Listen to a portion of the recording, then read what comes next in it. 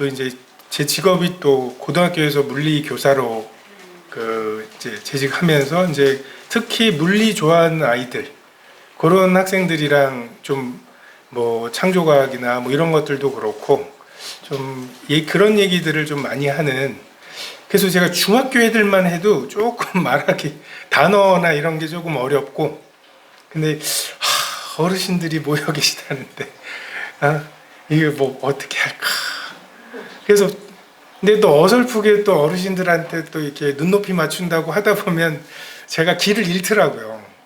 그래서 그냥 말씀에 의지해서 또 들어야 할 분들이 한 분이라도 계시면 말씀이 역사하리라는 생각을 가지고 좀 했습니다. 저도 뭐 여기도 그런 분들이 많으시겠지만 저도 어렸을 때부터 교회를 다녔고, 정말 저희 부모님 세대는 1948년에 이스라엘이 건국된 게 너무나 큰 충격이셨던 것 같아요. 정말 그 어떠한 성경 해석도 이스라엘이 문자적으로 건국될 거라고 생각을 안 했는데, 이 세대주의적인 해석만이 그게 실제로 교회와 유대인과 이방인이 다르다. 이제 이것이 또 맞아 들어가려면 교회 건국이 돼야 되는데, 그런 낌새가 전혀 없는 때 정말 600만이 죽는 그런 경험 끝에 느닷없이 생긴 이스라엘, 그리고 그게 금방 쓸려 나갈 것 같았는데 그게 계속 유지가 될 뿐만 아니라 더 세력을 펼쳐나가는 이런 경험들. 그래서 이제 뭔가 이제 멈춰졌던 하나님의 예언의 시계가 다시 시작된 게 아니냐. 그래서 1948년에 건국을 했으니까 무화과나무 잎이 연하여지고 하면서 이 세대가 가기 전에 주님이 오신다. 그래서 88올림픽 못 볼지도 모른다. 뭐 이랬거든요.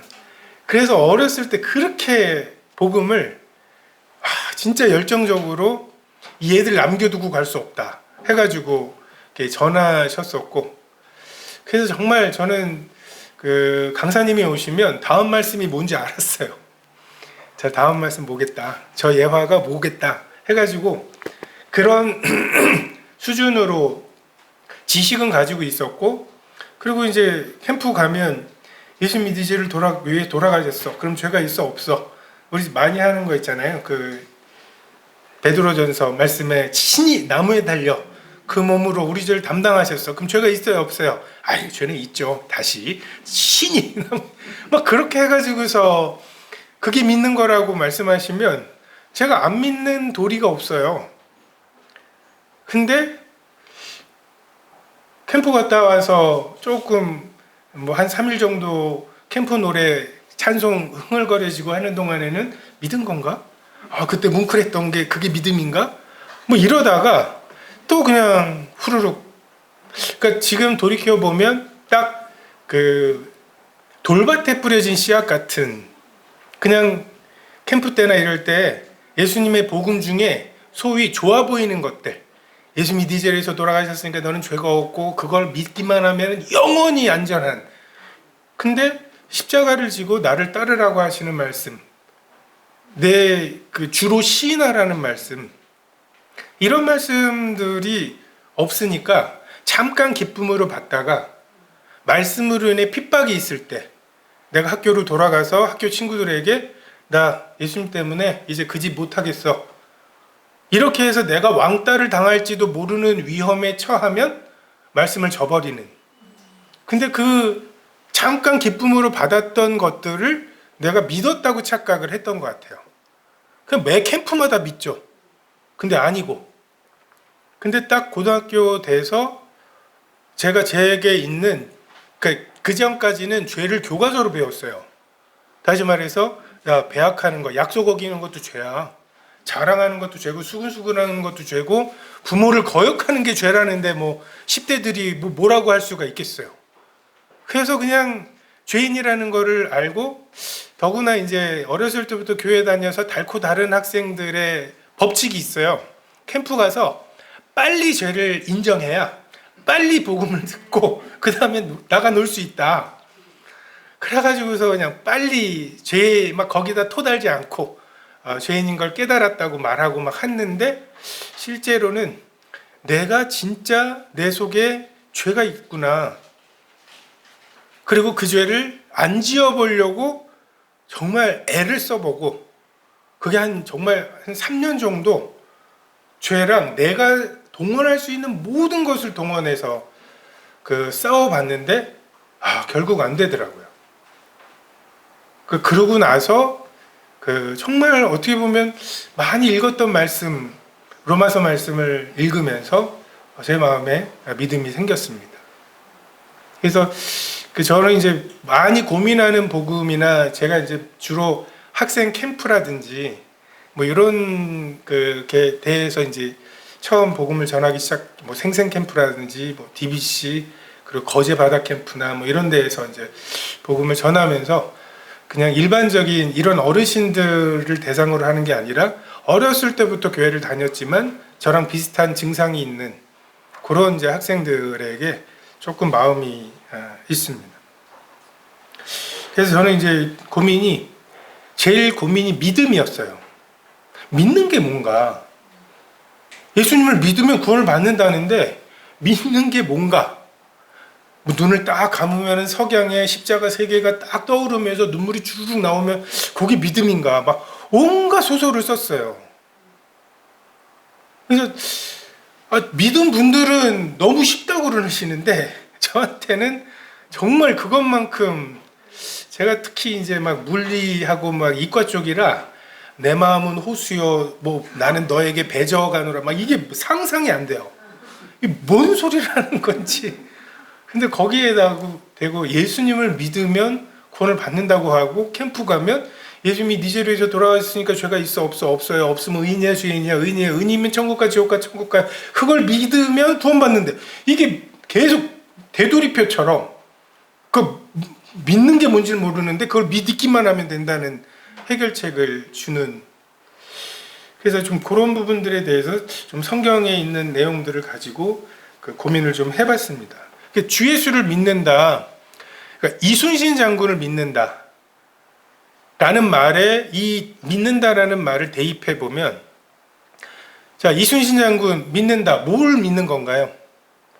그분이 몇 년도에 태어나서 존재하셨다는 걸 믿는 건지, 아니면 그분이 한산도대첩, 뭐 명량해전, 뭐 노량해전 해가지고서 그런 여러 몇 년도에 뭘 했고 몇 년도에 뭘 했고 이런 그분의 이력을 믿는 건지.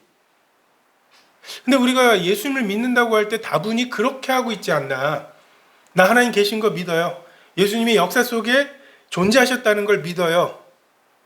근데 너희가 하나님이 한 분이신 줄을 믿느냐? 잘하는도다. 귀신들도 믿고 떠느니라.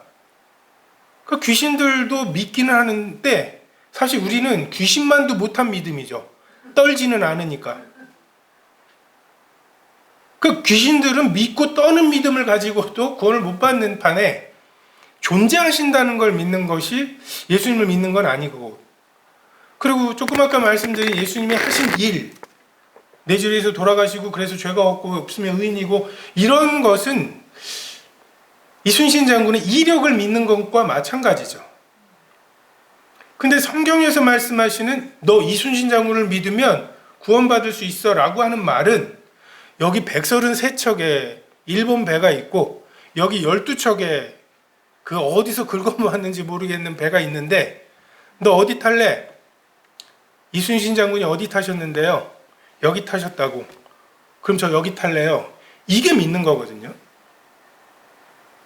그러니까 예수님을 믿는다고 할 때, 예수님이 우리가 아직 죄인 되었을 때, 원수 되었을 때, 연약할 때 우리 죄를 위해 죽으심으로 하나님께서 우리에게 대한 사랑을 확증하신 그 예수님이 하신 일을 통해서 예수님을 믿는 거죠. 근데 자칫 우리가 예전에 그렇게 비판했던 교리문답이 되어가고 있지 않나.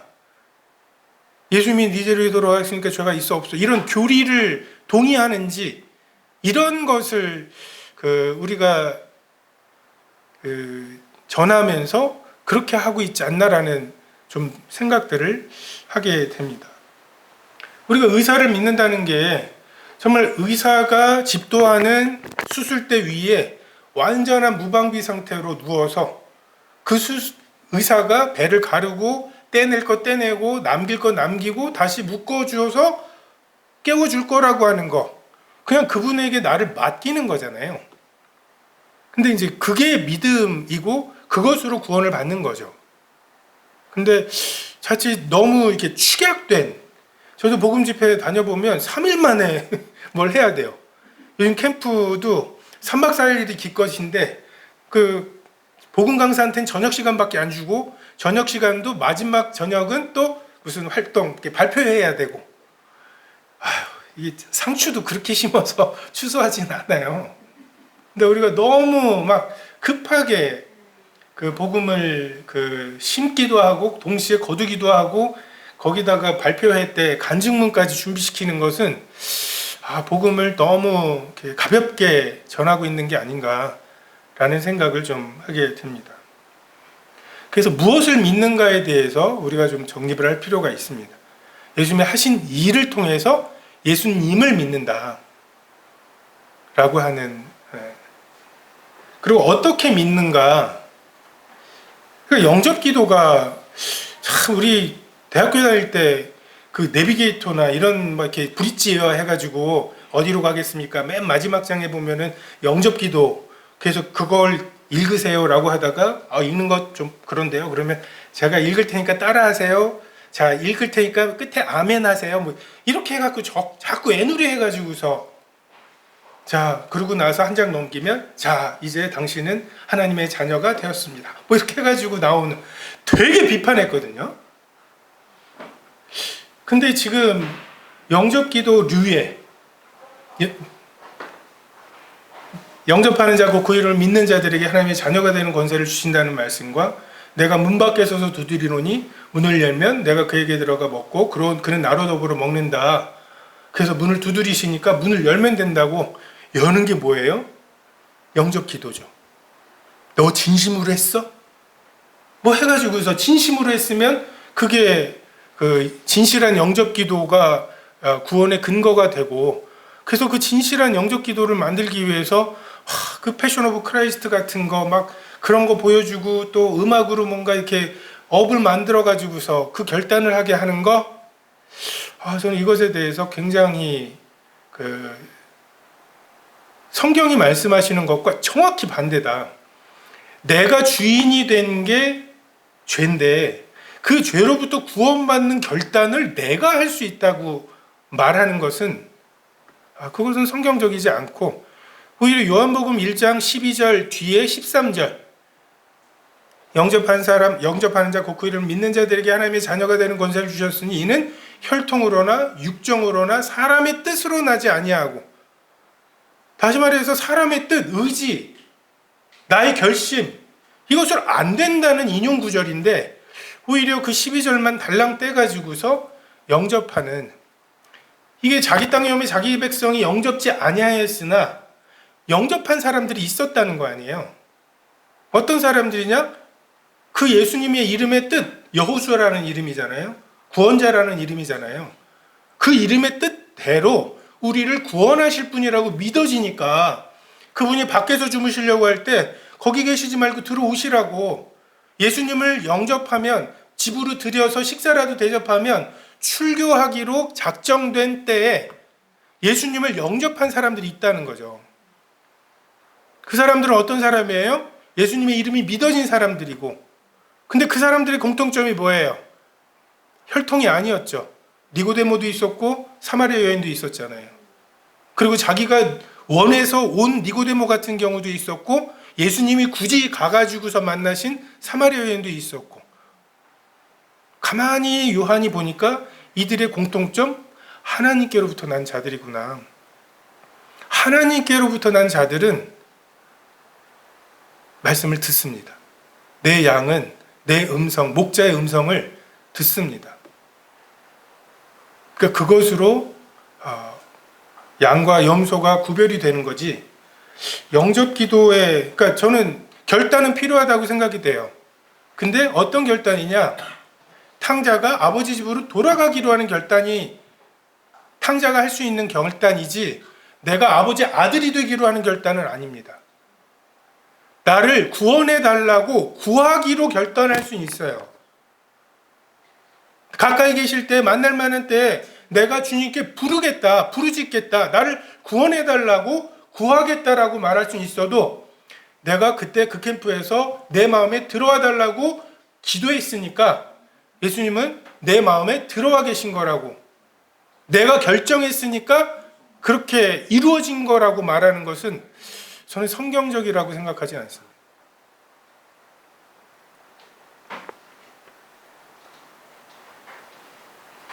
그래서 말씀을 자세히 풀어주실 때 너희 마음이 뜨겁지 아니하더냐. 그러니까 주님께서 우리에게 믿음을 주시는 방법이 결국은 말씀이죠. 그래서 첫 번째, 믿음에 대해서 무엇을 믿는가, 그리고 어떻게 믿는가.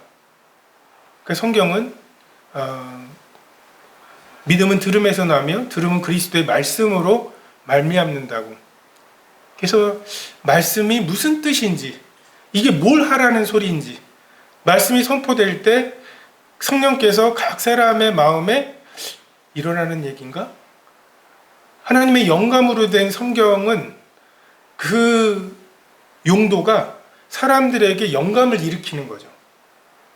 말씀이 들었을 때 뭔가 교훈과 책망과 바르게 함과 의로 교육함의 역사가 있고, 죄에 대해서, 의에 대해서, 심판에 대해서 책망하시는 역사로 그 성령께서 역사하시는.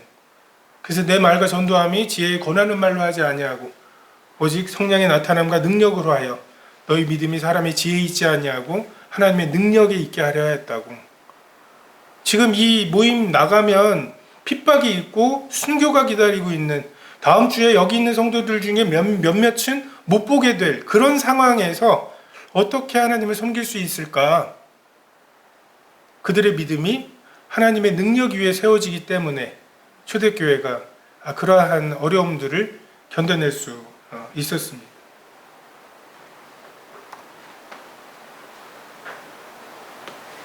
로마서에도 보면 그 고린도전서에도 내가 너에게 알리노니 하나님의 영으로 말하는 자는 누구든지 예수를 저주할 자라 하지 아니하고 또 성령으로 아니하고는 누구든지 예수를 주시라 할 수 없느니라. 이 말씀을 근거로 해서 내가 예수님을 주님이라고 고백하는 걸 보면 내가 믿은 거 아닙니까? 성령께서 성령이 아니고서는 그 고백을 못한다고 하지 않았습니까? 근데 그 말씀은 정말 핍박이 극심하던 때에 정말 일본에서도 그런 게 있더라고요. 그 기독교인들을 모아놓고 기독교인지 아닌지를 할 때 십자가 같은 걸 그려놓고 그걸 밟고 지나가면 살려줘요. 진짜 그 배교했든지 아닌지 상관 안 하고 밟기만 하면은 살려주고, 아니면 진짜 막 그 바닷물에 거꾸로 해서 죽이든지 불에 태워 죽이든지. 지금 그런 상황이죠. 예수를 저주할 자라고 고백만 하면 살 수 있어요. 근데 성령으로 말하는 자는 도무지 그 말이 안 나온다는 거죠. 내가 그렇게 말하는 게, 그렇게 말하면 정말 가족들이 나를 부르고 아빠 왜 그래요? 막 하면서 부르고 있는, 그래서 내가 예수를 저주받은 사람이다, 하나님께 저주를 받아서 나무에 달린 사람이다 라고 말만 하면 난 일로 갈 수 있는데 그걸 못하는 거죠. 반대로 성령으로 아니하고는 예수를 주시라 할 수 없는, 야 그래도 내가 여기서 같이 지낼 의리가 있지, 이걸로 예수를 주라고 할 수 없는, 이게 이 당시에 이 주로 고백하는 말씀의 무게이죠. 적어도 학교에 가서 나 이제 믿었기 때문에 어제까지 함께 하던 그 짓을 못하겠다고 말할 수 있어야 돼요. 그 정도의 핍박을 무릅쓰는 게 예수를 주라고 고백하는 거죠. 캠프 때 나 상담해주는 선생님 앞에서 그런 고백의 무게가 아닌, 에베소서 2장 8, 9절에도 너희가 그 은혜에 의하여 믿음으로 말미암아 구원을 받았다고. 이게 선물이라고. 자, 선물로 주시니까 감사합니다 하고 받으면 돼. 그러니까 이 말씀이 정말 그런 의미인가요? 우리는 우리가 해야 할 역할이 있습니다. 그리고 하나님은 하나님이 하실 역할이 있고, 믿음은 그 은혜에 의하여 믿음으로, 그 은혜로, 선물로, 그 자랑할 것이 없는, 그래서 유대인과 이방인이 자랑하느라고 하나가 되지 못하는 것을 하나님이 입을 막으시는 거죠. 너 일곱 제사 다 외워가지고서 구원받았어? 유대인이라고 다른 걸로 구원받은 것도 아니고 이방인도 자기의 공로로 구원받은 게 아니기 때문에 자랑할 것이 없어서 이 둘이 한 성령 안에서 지어져 가도록 하나님이 하신 그 역사를 말씀하시기 위해서 하신 거지. 또 다른 결단, 감사합니다 라고 받으면 받았어요. 감사합니다 하고 받았어요. 그럼 구원 받은 건가요?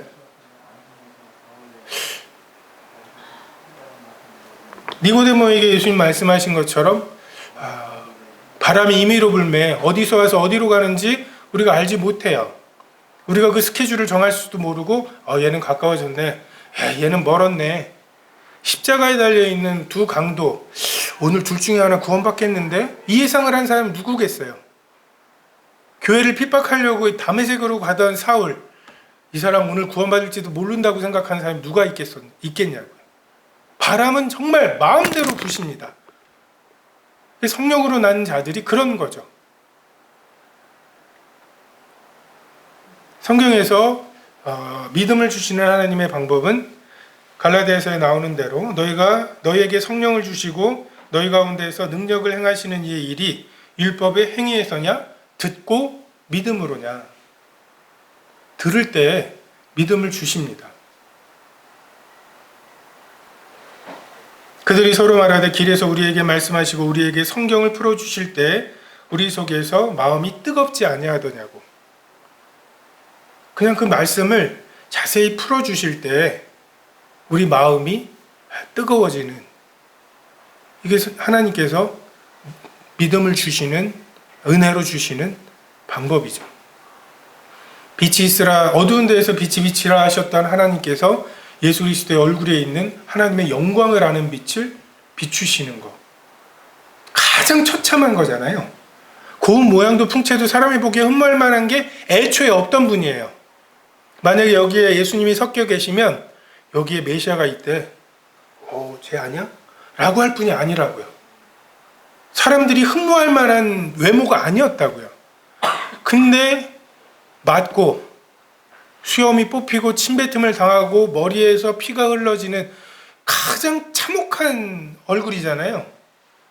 근데 하나님께로부터 난 자들은 그 얼굴에서 하나님의 영광을 아는 빛을 발견합니다.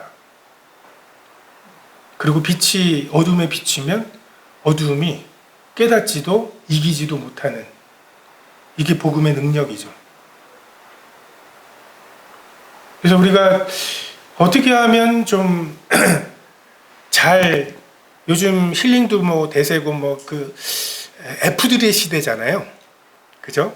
MBTI 보면 막 F들 공감해주고, 그래서 우쭈쭈 막 하면 막 그런 이제 뭐 이렇게 드라마나 뭐 아니면 이제 뭐 예능을 봐도 그렇게, 그래서 좀 바른 소리 하면 너 T야? 뭐 이러면서 뭐 욕하고, 좀 대문자 T거든요. 그래가지고 굉장히 핍박을 많이 당해요. 근데 공감도 필요하고 하지만 정말 우리가 빛보다 어둠을 사랑한 자들이다. 우리가 뭔가 죄에게, 사탄에게 무슨 끌려다니는 줄 알아요. 내가 뭐 피해자인 줄 알아요. 너무 공감을 해줘가지고. 힘드시죠? 왜 힘들겠어요? 마음에 하나님 두기를 싫어하니까 힘든 거잖아요. 그거를 돌이킬 생각은 안 하고 그 위로만 받으려고 하고, 정말 죄, 내가 주인인 나의 선악의 기준으로 먹음직 보암직 지혜롭게 할 만큼 탐스러움으로 선택을 하는 이것을 해결할 생각은 없이 그냥 그 죄를 지었다니, 내가 그렇게 좋은 말씀 듣고 나서 금방 이 죄책감만 어떻게 해결해 보려고 하는, 근데 더 나아가서 그런 방법이 있다고 말하는 것은 옳지 않습니다. 그런 방법은 없습니다. 그래서 말씀을 자세히 풀어주시는 그런 일들을 정말 주일 이렇게 토요일에 이렇게 하실 때 양은 목자의 음성을 반드시 듣습니다. 아버지께서 내게 주신 자 중에 하나도 내가 잃어버리지 않고 다 영생을 주시려고. 근데 그렇게 그 목적으로 예수님 어떻게 하셨어요? 십자가를 가셨잖아요.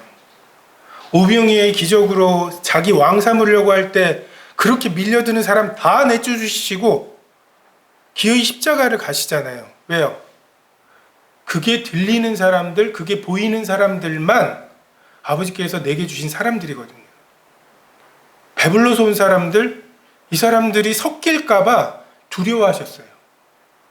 내 살을 먹고 내 피를 마셔야 된다고, 이 말씀이 어렵도다. 이 말씀을 쏟아내셨어요. 근데 그 말씀을 뚫고 영생의 말씀이 주께 있는데 우리가 누구에게 가겠습니까? 이랬던 사람들만 예수님 곁에 남도록, 예수님은 사기치지 않으시고 십자가, 여기서 하나님의 영광을 보느냐 그렇지 않으냐, 이것으로 기준을 삼으셨습니다. 믿은 것을 어떻게 아는가? 예수님이 현재와 과거의 미래의 모든 죄가 있어 없어 물어보나요? 제가 지금 가다가 사람을 죽였어. 그럼 천국과 지옥가? 이런 거 옛날에 많이 물어봤어요. 지금 돌이켜보면 굉장히 위험한 질문이에요. 여러분, 만약에 동탄교회 성도가 살인을 했다. 출교 안 하십니까? 그런 범죄를 저질렀는데 출교 안 하십니까? 출교라는 게 뭐예요? 잘못 분별한 거잖아요. 옛날에 테텔레스타이 교회라는 게 미국에 있었대요. 근데 다 이뤘다라는 뜻이죠. 근데 그 교회에 6명을 연쇄살인한 사람이 사형 판결을 받고 죽어서 장례식을 그 교회를 다닌 적이 있어서, 근데 그 목사님이 이 사람은 청년 때 예수님을 영접한 적이 있기 때문에 지금 천국에 가 있다고. 동의하십니까? 이게 그런 건가요? 내가 믿은 적이 있으니까 나는 구원 받은 거고, 한번 받은 구원은 영원한 건가요? 열매로 나무를 안다고 말씀하십니다. 주여 주여 하는 사람들 많았습니다. 내가 주의 이름으로 귀신을 쫓아내고 권능을 행하고 많은 사람을 가르치지 아니하였나이까? 그때 주께서 밝히 말씀하시기를 내가 너를 도무지 알지 못한다고. Never knew you. 난 너를 안 적이 없다는 거예요. 잊어버린 게 아니라 안 적이 없는. 그때 많은 사람이 그럴 거라고 말씀하세요. 성령과 능력과 큰 확신으로, 그것이 구원받은 사람들의 기준이었습니다. 영생은 유일하신 참 하나님과 예수 그리스도를 아는 것이죠. 그 안다는 표현은 다른 곳에 보면 동침한다는 표현으로 쓰일 만큼 친밀한 거예요. 정말 예수님하고 나만 아는 그런 사귐. 이게 삼위 하나님이 창세전에 가지셨던 하나됨이죠. 서로 너무 사랑하시고 너무 신뢰하셔서 완전히 헌신하셔요. 그래서 구약에 보면 아버지 하나님은 계속 아들 얘기죠. 여자의 후손 얘기하시고 가죽옷 얘기하시고 그 노아의 방주 얘기하시고 계속해서 처녀가 잉태해서 아들을 낳을 거다, 나무에 달린 자마다 저주를 받은 거다 해서 아들 얘기를 계속 하셔요. 아들에게 입맞추라고 하시고, 아들 예수님 오셔서 어떻게 하십니까? 아버지가 일하시니 나도 일한다고. 두루마리 책에 기록된 대로 내가 아버지의 뜻을 행하러 왔나이다. 아버지께 내 영혼을 의탁합니다. 그리고 성령님에 대해서 내가 올라가는 게 좋다. 니네 나 간다고 하니까 근심하는데 내가 가야 성령님이 오신다. 그리고 괜히 부활한 예수님 만나고 그냥 우쭐해하고 어디 돌아다닐까봐 약속하신 걸 기다려라. 성령이 임하여야 권능을 받고 그 증인이 되는 거다. 그냥 서로가 서로를 높이시죠. 우리가 예배 시간에 성령님에 대한 찬양이 많지 않은 게 예배를 성령님이 인도하셔서 그런 게 아닌가 싶어요. 아버지와 아들에 대한 그거를 이렇게 높이시는 세 분 하나님이 완벽한 자유로움 속에 나 이거 하고 싶어. 예수님이 야 너가 막내니까 내려가서 네가 대속해 이러신 분이 아니에요. 동등되신 분이잖아요. 그 동등됨을 취할 것으로 여기지 않으신다고. 그건 다른 번역에 보면 예수님이 나도 하나님인데 왜 나한테 가라고 하세요? 라고 말씀하신다고 하더라도 야 그거 너 왜 동등됨을 주장하니? 라고 꾸짖을 수 없다는 뜻이에요. 예수님이 주장하시기로 하면 예수님 안 가실 수 있었어요. 근데 하나님이 세상을 이처럼 사랑하시는 것을 아들이 보셨어요. 근데 멸망해 가는 것을 보셨어요. 이게 아버지의 근심이신 것을 예수님이 그 사랑하시는 예수님이 헤아리셨어요. 어떻게 해서든지 이 아버지의 마음에 세상을 이처럼 사랑하시는 아버지께서 멸망해 가는 것을 두고 보셔야 되는 이 문제를 해결해 드리고 싶은 소원이 있으셨어요. 그래서 독생자로 이 땅에 오시고 믿는 자마다 영생을 얻게 하시는 이게 아들 예수님이 하시는 일이죠. 아들 예수님도 굉장히 겸손하게 우리 가운데 오셔서 우리가 먹는 거, 흙에서 난 것들을 드셨어요. 어머니 뱃속에 진짜 때가 차야 나오죠. 예수님은 좀 예외로 나오실 수도 있을 것 같은데 때가 참에 여자에게서 나시고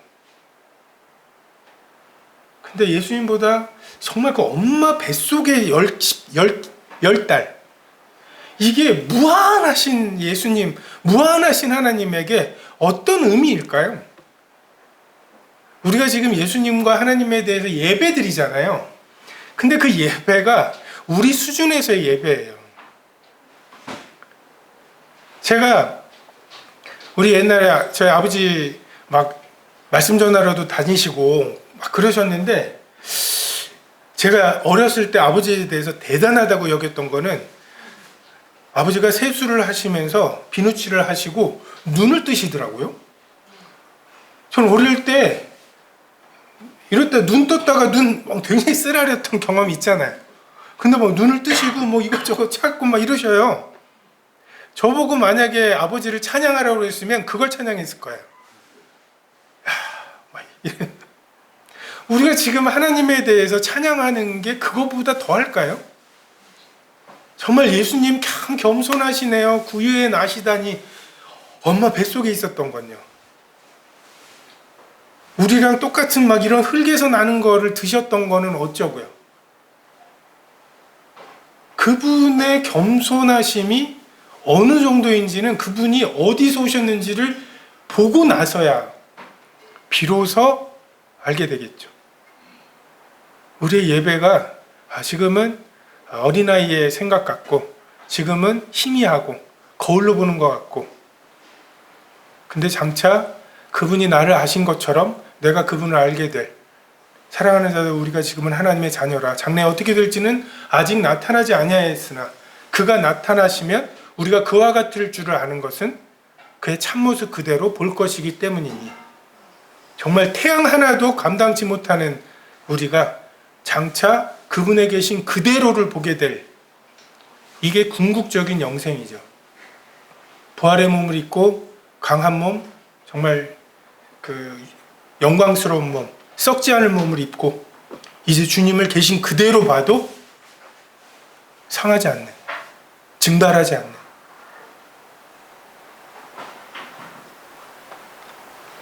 믿음으로 영생을 얻는다는 말은 무슨 뜻인가?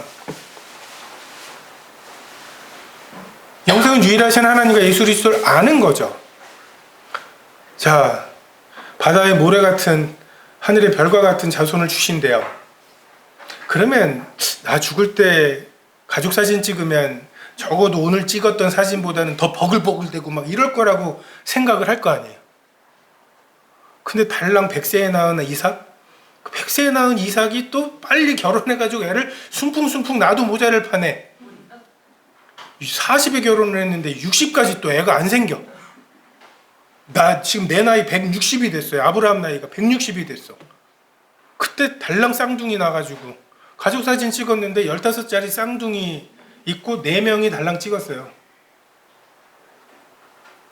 100세까지 기다려야 되고 100세에 낳은 아들을 달라고 하시고 그 아들을 번제로 드리기 위해서 그 나무를 지워서 산을 오르고 그리고 죽일 작정으로 내리 찍을 때 그때 그 손을 막으시고 순양을 예비하시잖아요. 그때 아브라함이 뭐라고 고백합니까? 여호와 이레 여호와의 산에서 준비되었다고. 그게 영생이에요.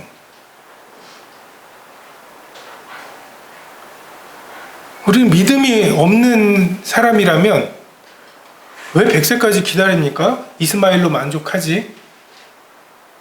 그리고 100세에 낳은 아들 달라고 그러는데 뭐 그 들을 가치도 없는 거잖아요. 하나님은 십자가를 통해 부활의 영광을 주셔요. 그가 아들이시라도 고난을 통하여 순종을 배워서 온전케 되시는 본이 되셨잖아요. 근데 내가 선악의 기준인 우리들은 피냄새, 채찍질하는 냄새, 비명소리만 들려도 절대로 그렇게 가지 않습니다. 고민조차 하지 않아요. 그러니까 영생을 얻지 못하죠. 대표적인 게 이건희 회장과 알렉산더 대왕, 칭기스칸. 대단한 사람들이죠. 근데 그 사람들 하나님 앞에 섰을 때 하나님 뭐라고 하시겠어요? 내가 너를 모른다고. 부자와 나사로에 나오는 것처럼 어떤 부자죠. 이름도 모르는, 이름도 알려지지 않은 그냥 어떤 부자로, 어떤 왕으로. 사실 죄의 삭시 사망이잖아요. 성경에서 말씀하시는 사망이 우리들의 목표예요. 하나님 없이도 살 수 있는, 아브라함이 경험했던 그런 고민, 절박함, 이걸 가 마라. 얘를 데리고 가. 정말 언제 나타나시는 거야?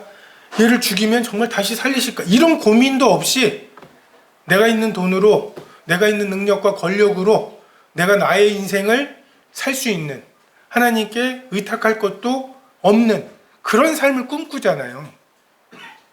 그리고 그렇게 산 사람들을 위인이라고 말하잖아요. 성경에서 말씀하시는 구원, 성경에서 말씀하시는 영생. 어떤 사람들은 구원받으면 자기 마음대로 못 살까봐 두렵대요. 그게 무슨 말이에요? 죄로부터 구원받는다는 게 죄가 내가 주인된 삶이고, 그럼 구원받는다는 건 내가 주인되지 않게 살아가는 거잖아요. 다시 말해서 구원받으면 내 맘대로 못 사는 게 걱정거리가 아니라, 내가 구원받고 싶다는 말은 더 이상 내가 주인 되어서 살고 싶지 않습니다라는 말이어야 되잖아요. 근데 많은 경우에 구원받고 싶지 않아요. 말을 들어보면.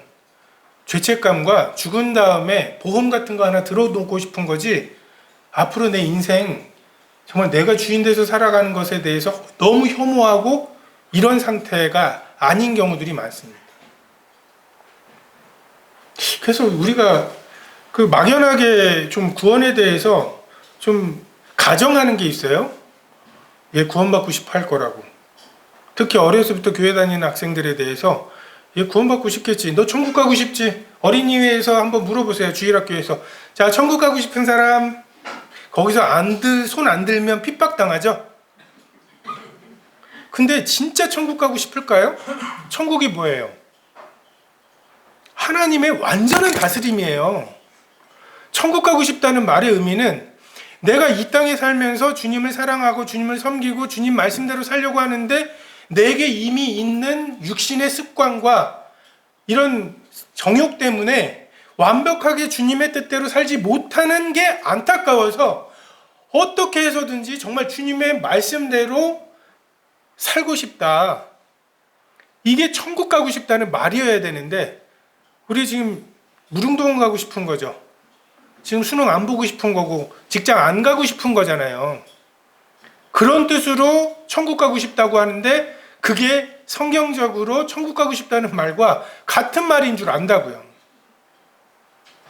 조금 아까 구원받고 싶다는 말도 더 이상 내가 주인 돼서 살고 싶지 않다는 의미로 구원받고 싶다고 말하는지 한 번 더 살펴봐야 합니다.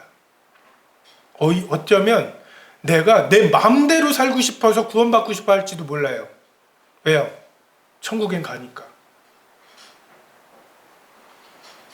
그걸 구원이라고, 심지어 우리 구도자도 아닙니다. 구도자가 뭐예요? 도를 구하는 사람들이잖아요. 길을 찾고 있지도 않아요.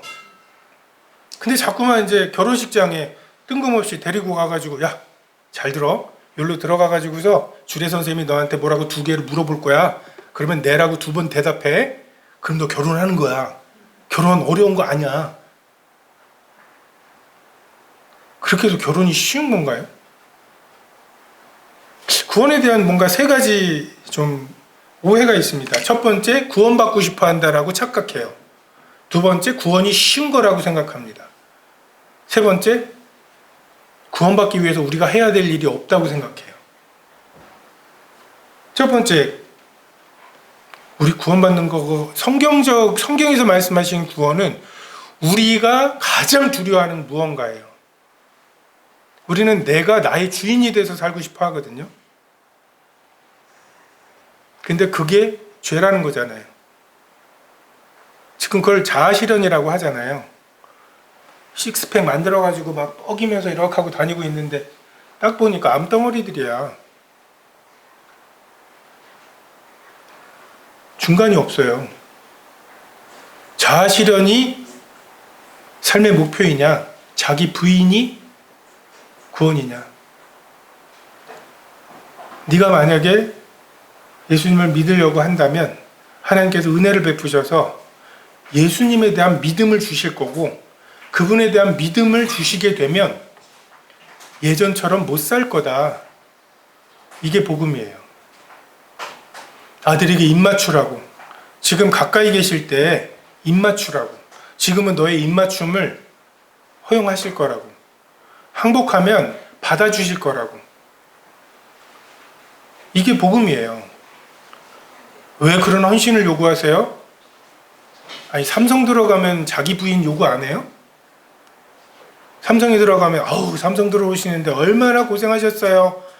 자, 그냥 뭐 컴퓨터 좋은 거 드릴 테니까 게임하실 때 게임하시고, 오고 싶을 때 오고, 나가실 때 나고, 그러면 내가 그 월급 드릴게요. 이러냐고요.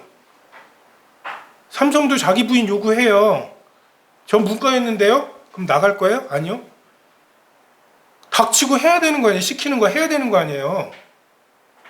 아침형 인간이네 아니네 까질 거 없이 몇 시까지 나와서 몇 시까지 일하다가 가야 되는 거 아니에요? 근데 왜 삼성에서 다음 주 월요일부터 근무하실 수 있나요? 라고 물어보면 감사합니다라고 말하냐고요. 그게 삼성이 믿어져서 그래요. 내 한 달을 드리면 삼성이 다른 그 어떤 회사보다 더한 것으로 보상해 줄 거라고 삼성은 믿어지니까 삼성에서 전화해서 일 좀 해달라고 하면, 자기 부인을 하라고 하면 그거는 고맙다고, 복음이잖아요. 기쁜 소식이잖아요. 동네방네에 떠들 거 아니에요. 근데 예수님이 자기를 부인하고 자기 십자가를 지라는데 헌신을 요구한다라고 하는 생각, 구도자가 아닌 거예요.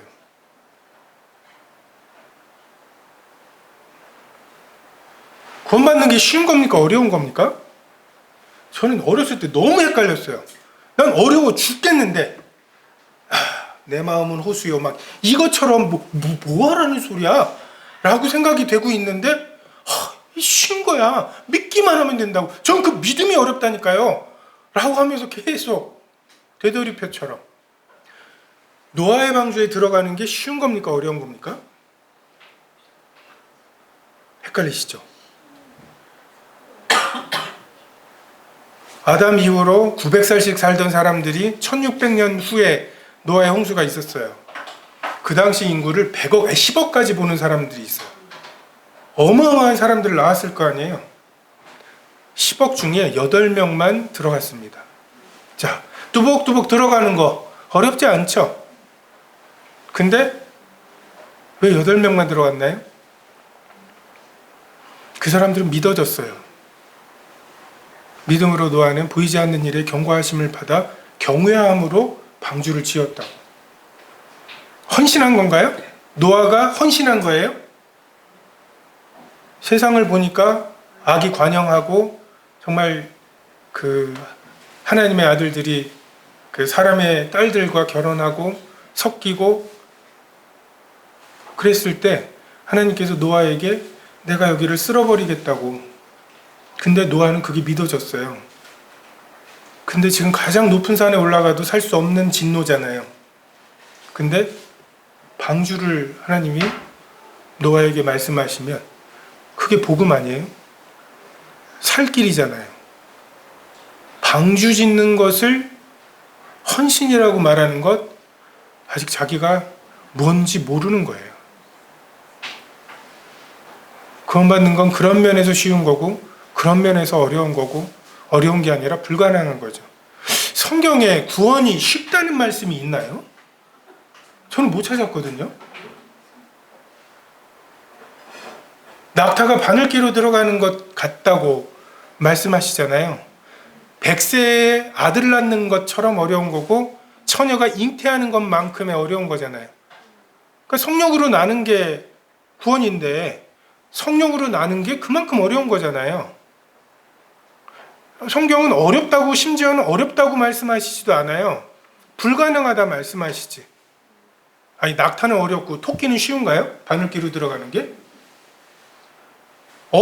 불가능한 거예요. 사람으로서는 할 수 없으되 오직 하나님이 하신다고. 그래서 좀 구원받는 게 쉬운 거라는 말씀은 좀 안 하셨으면 좋겠어요. 쉬워야 되나? 나 왜 이렇게 어렵지? 또 하나가 구원받기 위해서 우리가 해야 할 일이 없다. 그런가요? 율법의 행위로 구원 못 받는 거, 율법의 행위를 모아가지고 믿음을 만들 수 없죠. 지금 믿어지시니까 그 의자에 털썩 앉아 계신 거잖아요. 근데 찌그덩찌그덩 하더니 뭔가 불안해. 그러면 강력한 믿음으로 그렇게 앉아 계실 수 있냐고요. 믿어지는 것을 믿는 것만큼 자연스러운 게 없고 안 믿어지는데 믿어지는 척하는 것만큼 어려운 게 없어요. 아까 말씀에도 나온 것처럼 사랑하면 당연히 해야 될 것들을 그런 걸 함으로써 사랑하는 거야 라고 말하는 것만큼 이상한 게 없다고요. 그런 의미에서 우리가 믿음, 내가 주일 성수도 하고 막 이렇게 그 복음 전하다 보면 그런 얘기 하잖아요. 내가 집사라고. 그래서 왜 그런 얘기를 계속 집사라는 말을 왜 이렇게 하시나 했더니 집사 정도 되면 주일 성수랑 11조 하는 사람들이거든요. 내가 믿음이 없으면 11조랑 주일 성수를 하겠냐 이런 뜻이더라고요. 그게 믿음으로 구원받는 거니까. 그리고 믿음은 이제 그렇게 주일 성수와 11조를 하는 것으로 나타났고, 그럼 나 믿는 거 아니야? 그럼 구원받은 거 아니야?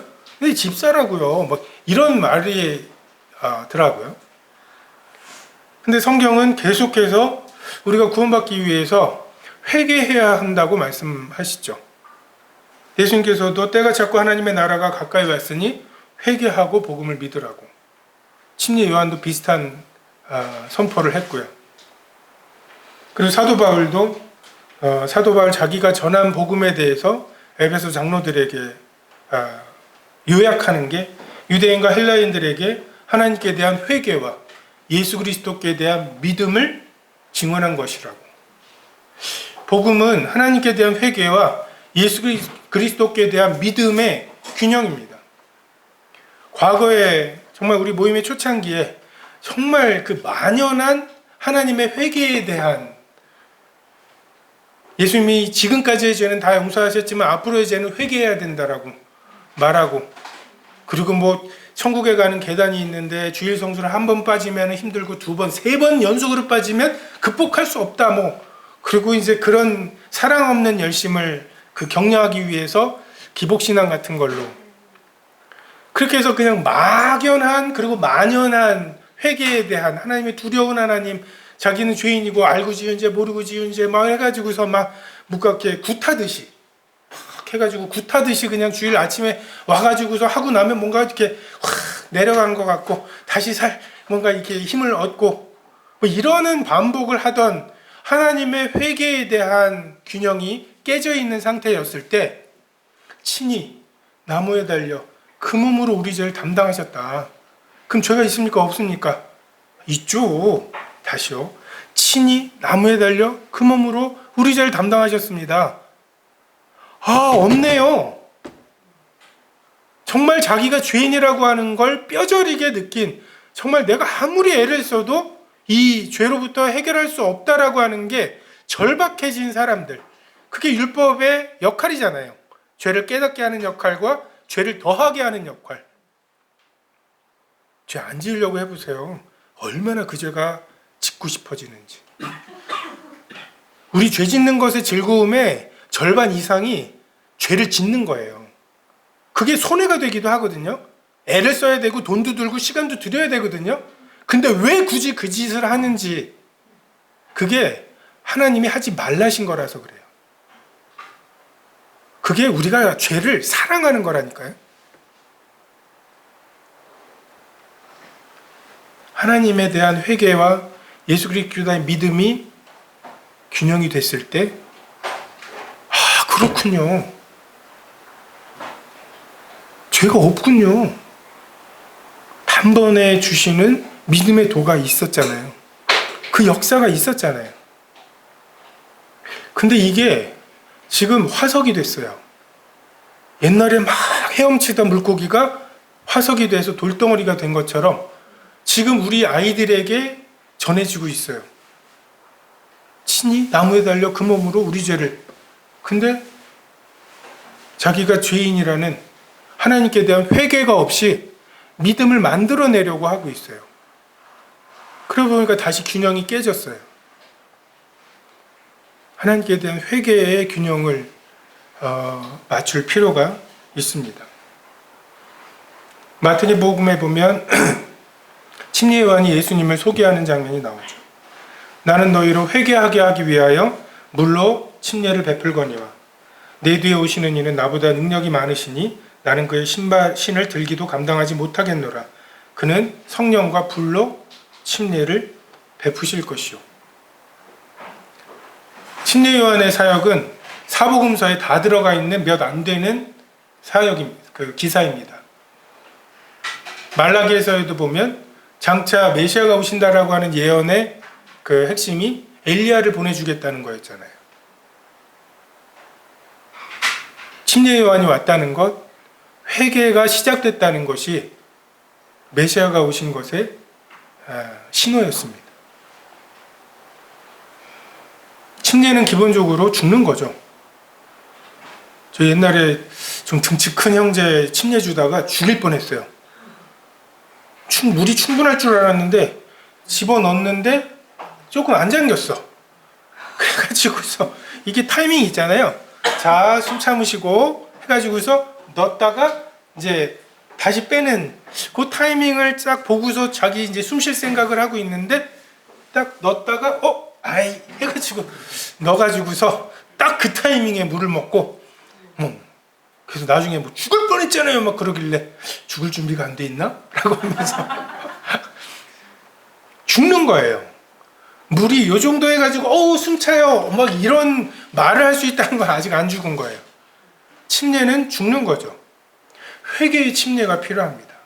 우리 아이들에게 자기가 얼마나 죄인인지를 교과서로 배우는 거 말고 경험하고 맛보고 이기려 해보고 내 속에 선한 것이 없다는 것도 알고 그래서 죽어야 돼요. 오직 그리스도 예수의 사람들은 정과 욕심을 십자가에 못 박아야 돼. 우리가 이것이 없이 거듭나려면 한 사람이 죽어야 되잖아요. 그리고 새로운 사람이 일어나야 되는데 이 사람이 생생하게 살아있는 채, 심지어는 이 사람이 내가 살지 말지, 언제 살지, 언제 예수님을 영접할지를 결정할 수 있다고 생각하는 것, 이것은 성경의 말씀과 배치되는 것입니다. 철로역정, 요즘 철로역정을 많이 안 읽더라고요. 철로역정에 보면 그런 게 나오죠. 장차 망할 도성 장망성에서 전도자가 전해준 저 희미한 빛을 따라가라고. 그래서 그 죄의 짐을 지고 꾸역꾸역 갑니다. 가다가 우여곡절을 만나고 새로운 사람들 만나고 교훈을 받기도 하고, 그러다가 지혜 그 현자들의 그 곳에서 뭐 여러 가지 그 사탄은 물을 붓고 있는데 예수님이 계속 그 기름을 부어서 그 불이 꺼지지 않는 거라든지, 막 이렇게 청소를 하는데 물을 뿌리지 않고 청소하는 거랑 뭐 이런 뭐 여러 가지 것들을 알려줘요.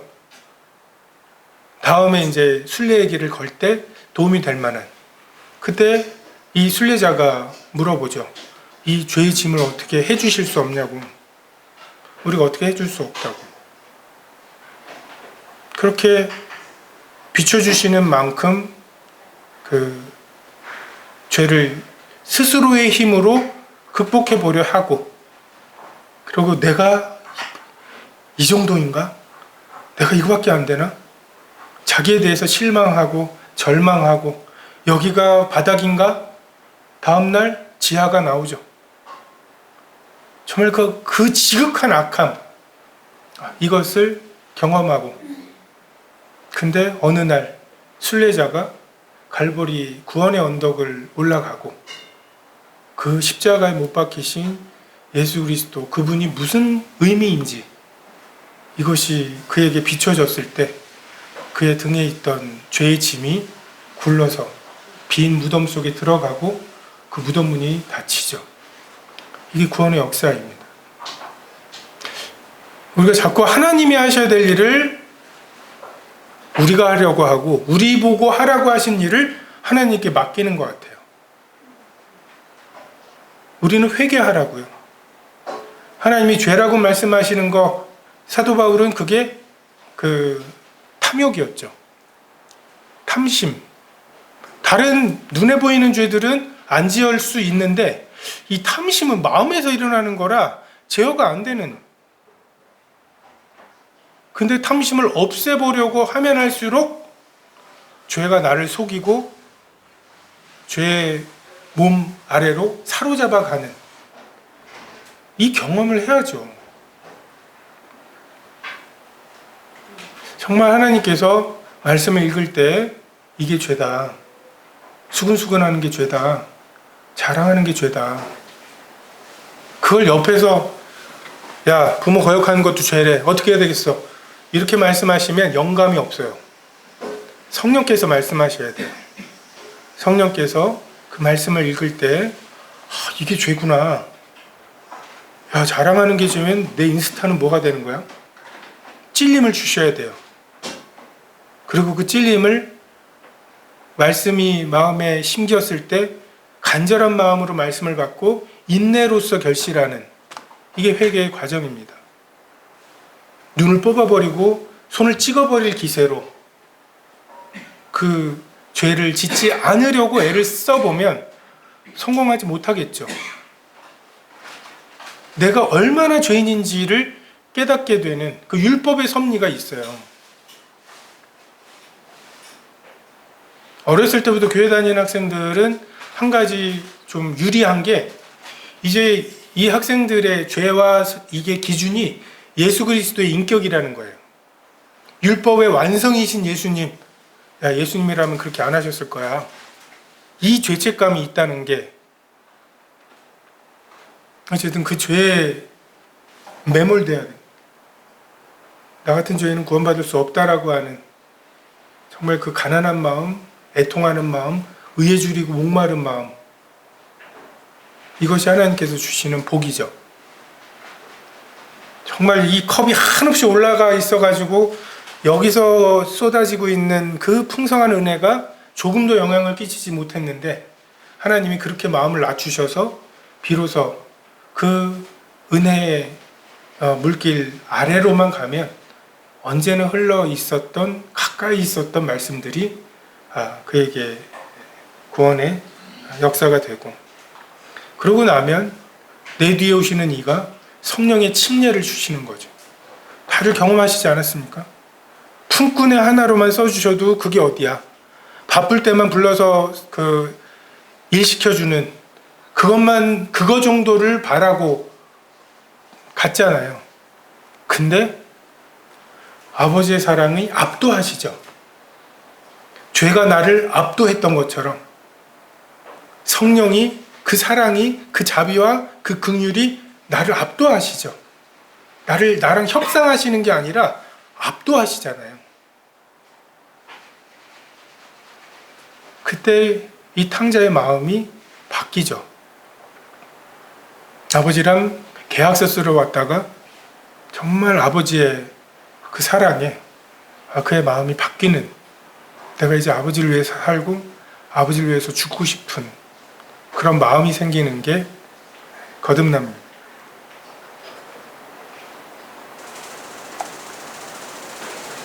갈라디아서에도 보면 우리가 2장 20절은 찬송으로도 많이 하고 하는데 19절 말씀을 잘 모르시더라고요. 내가 율법으로 말미암아 율법에 대하여 죽었나니 이는 하나님에 대하여 살려 함이라고. 우리가 율법이 뭐예요? 우리의 교만함을 자극하는 거죠. 출애굽한 이후로 정말 10번 이상 하나님을 거역한 자들에 대해서 하나님이 은혜로 대하셨죠. 근데 시내산에서 내가 율법 줄 테니까 율법을 잘 지키면 네가 나의 백성이 되고 서로의 쌍무적인 계약을 하려고 하셔요. 네가 그렇게 하면 나도 이렇게 해줄게. 근데 그 전에 하나님이 맺으셨던 언약은 아브라함에게 맺으셨던 언약이죠. 짐승들을 갈라놓고 아브라함은 안 다녀요. 횃불만 다녀요. 너 반드시 복되게 하겠다. 너의 자손을 반드시 모래 같은 별과 같이 만들어 줄겠다. 내가 너의 이걸 네가 어떻게 하면, 이게 아니라 할 거라니까. 이게 아브라함과 하셨던 맺은 언약이었고 하나님께서 그걸 지키시다가 시내산에서 쌍무적인, 네가 그렇게 하면 나도 이렇게 하고, 근데 이스라엘 백성들이 우리가 다 지켜 준행하겠나이다. 이게 율법입니다. 그래? 해봐. 다 지켜 행해봐. 그 결과가 가장 율법을 문자적으로 지키려고 했던 때에 그 당시 가장 율법을 잘 지킨다고 하던 사람들이 예수 그리스도를 십자가에 못 박은 거죠.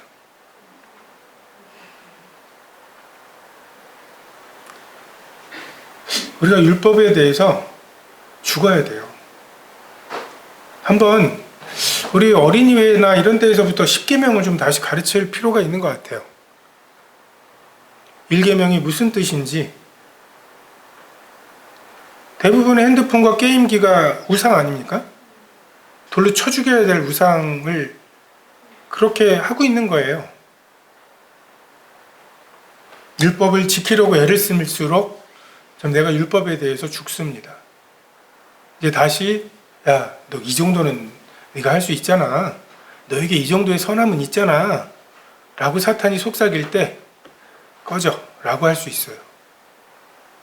죄에 대해서 죽는다는 게 무슨 뜻이에요? 죽은 사람은 묻어도 되고요. 태워도 돼요. 완전한 무감각이 죽음의 특징입니다. 우리가 죄에 대해서 죽으면 야, 너 이거 먹어봐. 하나님처럼 될 거야. 라고 사탄이 와서 꼬시는데 꺼져.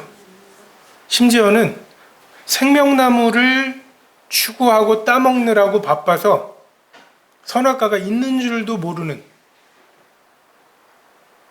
저희 아버지께서 계속 반복해서 말씀하시는 게 죄는 짓지 않으려고 애를 쓸 만큼의 가치도 없다고.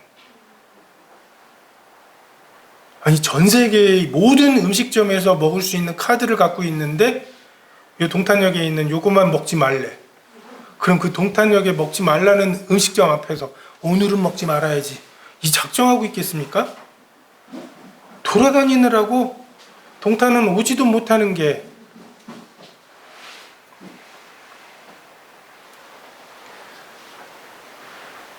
사도행전에 보면 죄사함에 대해서 이렇게 말씀하십니다. 누가복음부터 보면 그의 이름으로 죄사함을 받게 하는 회개가 예루살렘에서 시작하여 모든 족속에게 전파될 것이 기록되었다고. 또 사도행전에 베드로가 이르되 너희가 회개하여 각각 그리스도 예수의 이름으로 세례를 받고 죄사함을 받으라고. 그러므로 너희가 회개하고 돌이켜 너희 죄 없이 함을 받으라. 이스라엘에게 회개함과 죄사함을 주시려고 그를 오른손으로 높이사 임금과 구주로 삼으셨느니라. 우리가 말하고 있는 죄사함의 원리랑은 좀 다르지 않나요? 예수님이 죄를 위해서 돌아가셨으니까 죄가 있어 없어 없어요. 없으면 의인이요 의인이면 천국 가요. 이런 논리가 아닌 예수님께서 십자가에서 우리의 모든 죄를 다 담당하신 이유가 무엇입니까? 하나님의 사랑의 확증이죠. 그리고 거룩한 영 성령께서 임하실 수 있도록. 근데 그랬으니까 자동으로 죄가 없어졌다고 하는 것이 논리적으로는 그럴 수 있어도 아니 우리 감정이 그렇습니까?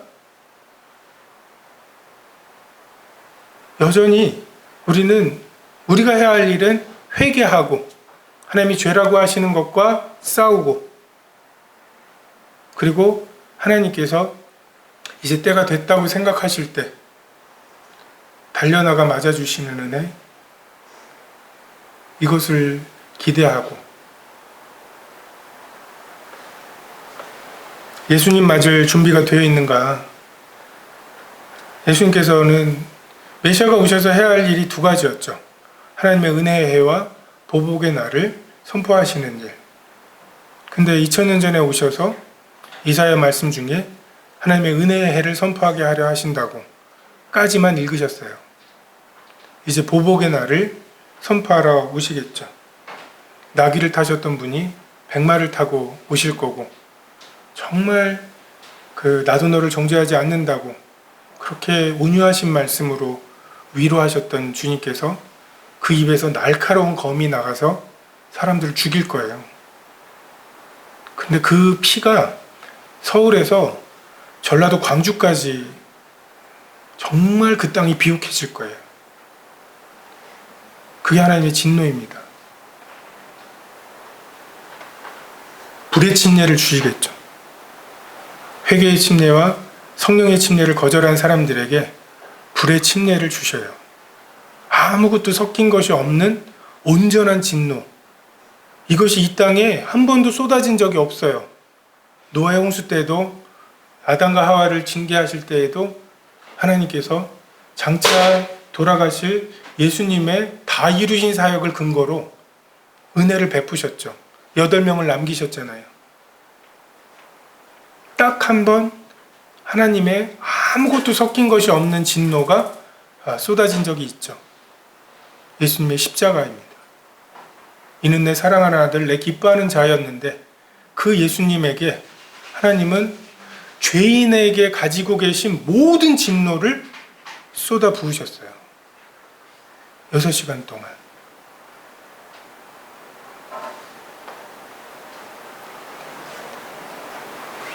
그게 불의 침례일 것입니다.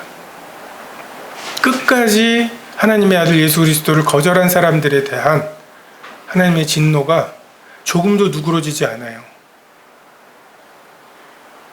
지옥 가가지고 불못에서 정말 그때 우리가 입게 될 몸이 부활의 몸이거든요. 예수 그리스도를 계신 그대로 온전한 빛 가운데 계신 그분을 계신 그대로 보고도 견디는 몸이라고요. 하나님과의 영생을 위해서 설계된 몸이에요. 근데 그 몸을 입고 불못에 가면 정말 너무너무 고통스러운데 소멸되지가 않아요. 이를 벅벅 가는데 이가 갈리지 않아요. 왜요? 강한 몸이거든요. 세세토록 영원토록 고통을 받을 것입니다. 한 1억 년 정도 고통을 받은 다음에 다시 기회를 주면 어떻게 될까요? 1억 년 동안 하나님께 대한 반역의 마음을 여전히 가지고 있을 거예요. 그렇게 고통스러운데 이쪽으로 좀 오자 그러니 안 할 겁니다. 하나님께서 은혜를 베푸셔서 죄에 대해 의에 대해 심판에 대해 책망해 주시는 역사가 없이 우리가 우리 속에서 스스로 너무 고통스러우니까 차라리 저기가 낫겠다라고 말할 거라고요? 그들이 가장 두려워하는 게 하나님과 함께 하는 거예요. 그들에게 지금은 여호와의 자비와 긍휼이 무궁하신 때고 이게 아침마다 새로운 때죠. 어제 베푸신 은혜를 야 오늘 또 졌냐? 라고 안 하신다고요. 어제 은혜는 어제로 끝나고 오늘은 마치 처음 보는 것처럼 또 은혜를 베푸신다고요. 근데 예수 그리스도를 끝내 거절한 사람들에 대한 하나님의 진노가 무궁하셔요. 그리고 그게 아침마다 새롭습니다. 1억 년 동안 고생했어? 라고 하는 긍휼이 없어요. 아무것도 섞인 것이 없는 진노의 포도주틀을 밟으시는 게 불의 침례입니다. 우리는 구원을 원하지 않습니다. 구원받는 걸 가장 두려워해요. 하나님이 은혜를 베풀지 않으시면 구원받고 싶어 하는 것조차도 스스로 할 수 없는, 다행인 것은 구원받는 게 어려운 일이 아니라 불가능한 일이라는 것입니다. 우리 손을 떠나 있어요. 그냥 주님이 하셔야 되는, 우리가 뭐 도와드릴 게 별로 없어요.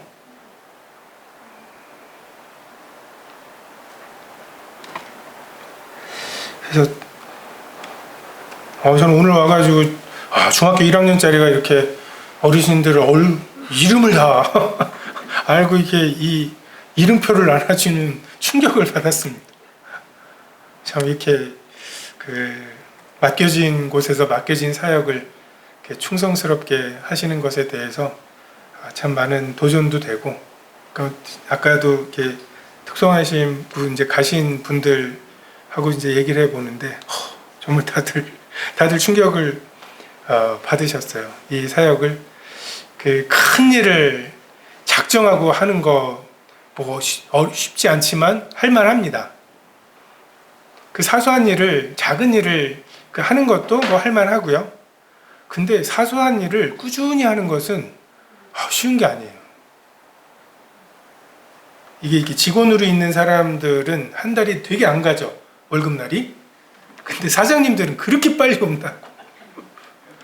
그래서 말씀 전하는 분들도 말씀 저야 이제 한 번 와서 하고 마는 건 있지만 이거를 매주 준비한다는 게 정말 말씀 본문 준비하고 어쩌고 하다 보면은 일주일은 정말 빨리 돌아오는데, 이 사역에 충성하시는 것에 대해서 주님께서 합당하게 공급하시고 정말 이렇게 은사와 재능 그리고 성도님들의 열심에 대해서 또 충분히 공급하시기를 좀 구하는 마음을 갖게 됐습니다.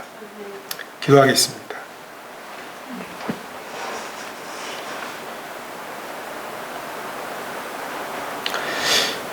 참 주 예수를 믿으라, 그리하면 너와 내 집이 구원을 받으리라고 약속하십니다. 참 많은 말씀이 필요한 것이 아니라 들을 귀가 필요하고, 참 낮아진 마음, 애통하는 마음, 가난한 마음이 주님의 일하심입니다. 38년 된 병자를 고치시며 아버지가 일하시니 나도 일한다 말씀하신 대로 참 38년 동안 참 자기의 어떠함을 깨닫게 하시는 주님의 역사가 아버지의 일하심입니다. 저희가 주님의 아버지의 일하심을 좇아서 참 따라가게 하시고, 참 지치지 않게 하시고, 견고하고 흔들리지 말고 항상 주의 일에 더욱 힘쓰는 자들이 되라. 이는 너희 수고가 주 안에서 헛되지 않은 줄 알미라고 하시는 주님의 말씀을 좀 의지하게 도와주시기를 원합니다. 감사를 드리며 이 모든 우리 예수 그리스도의 이름으로 기도했습니다. 아멘. 감사합니다.